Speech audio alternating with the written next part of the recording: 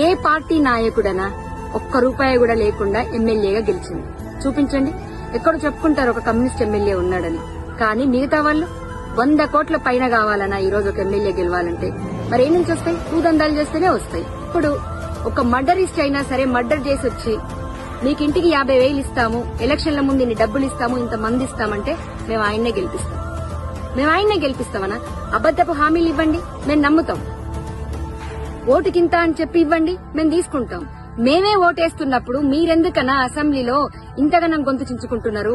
అనవసరం. ఎందుకంటే మాకు అలవాటైపోయింది, మీకు అలవాటైపోయింది. మీరు దోచుక తినండి, మేం బానిసలాకి ఇట్లే బతకడం నేర్చుకుంటాం. 100 మంది సుభాష్ చంద్రబోసులు పుట్టినా, 1000 మంది భగత్ సింగ్లు పుట్టినా, అంబేద్కరే మళ్లీ పుట్టినా చంపేస్తామన్నా మేము. అసవంటి పుణ్యాత్ములం మేము. ఏ పార్టీ నాయకుడనా ఒక్క రూపాయి కూడా లేకుండా ఎమ్మెల్యేగా గెలిచింది చూపించండి. ఎక్కడ చెప్పుకుంటారు ఒక కమ్యూనిస్ట్ ఎమ్మెల్యే ఉన్నాడని.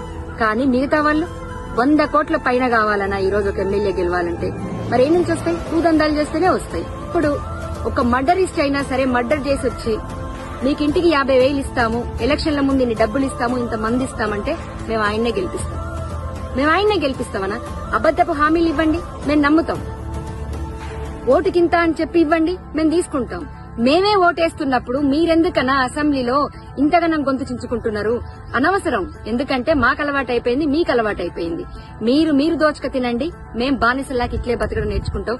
100 మంది సుభాష్ చంద్రబోసులు పుట్టినా, 1000 మంది భగత్ సింగ్లు పుట్టినా, అంబేద్కరే మళ్లీ పుట్టినా చంపేస్తామన్నా మేము. అసవంటి పుణ్యాత్ములం మేము.